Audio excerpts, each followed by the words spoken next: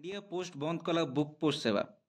भारतीय post 18 December 2024 रे निजर बुक पोस्ट सेवा को बंद करी पुस्तक प्रेमी पुस्तक व्यवसायी को बड़ झटका देछि। रेजिस्टर्ड बुक पोस्ट आरबीपी सेवा अधीन में 5 किग्रार पुस्तक पठाइबा लगी 80 टंका देय देवाक पड़ता है, जहाँकि अन्य कुरियर संस्था ठारू बेस भल।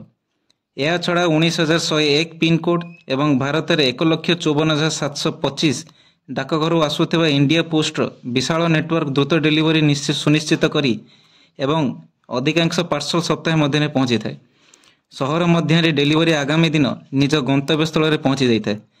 सरकार पक्षर पढ़िबार संस्कृति को प्रोत्साहित करने लगी एभली दर निश्चित करा। कौनसी चर्चा चेतावनी अथवा परामर्श बिना यही सेवा को हठात बंद कर दिया जायछि। गत सप्ताह आरबीपी श्रेणी को डाक विभाग सफ्टवेयर हटाई दिया जायतिला।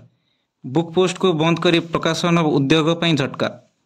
शिपिंग शुल्क बढ़िबा सह अनेक पाठक 100 टंका मूल्यर बही उपरे 78 टंका डाक शुल्क देवाक संकोच करिथांती।